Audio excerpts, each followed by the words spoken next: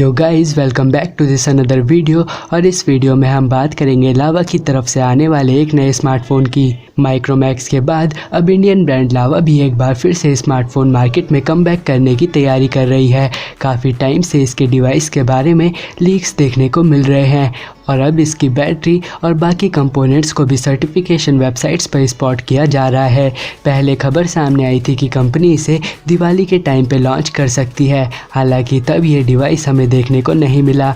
अब लावा BU smartphone को Google play console पर भी स्पॉट किया गया है और इसके लगभग सभी स्पेसिफिकेशंस लीक्स के ज़रिए सामने आ चुके हैं, जिसके साथ ही इस डिवाइस की और इसके बॉक्स की कुछ लीक्ड इमेजेस भी सामने आई हैं और इन्हीं के बारे में इस वीडियो में मैं आपको बताऊंगा।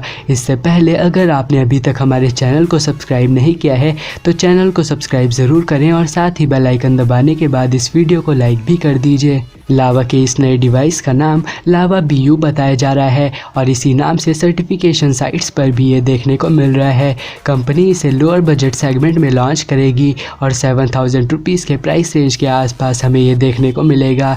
स्पेसिफिकेशंस की बात करें तो इसमें 6.5 इंचेस का एक HD+ IPS LCD display panel drop notch के साथ दिया जाएगा। ये डिवाइस Android 10 ऑपरेटिंग सिस्टम पर रन करेगा और इसे octa core Spreadtrum SC98638 chipset के साथ 2GB की रैम और 32GB की इंटरनल स्टोरेज में पेश किया जा सकता है। इसके अलावा इसकी इंटरनल स्टोरेज को यूज़र्स माइक्रो SD कार्ड की मदद से और एक्सपेंड कर पाएंगे। कैमरा सेक्शन की बात करें तो इसके बैक पैनल में डुअल रियर कैमरा सेटअप मिलेगा, जिसमें प्राइमरी सेंसर 13 मेगापिक्सल का और एक 2 मेगापिक्सल का डेप्थ सेंसर होगा।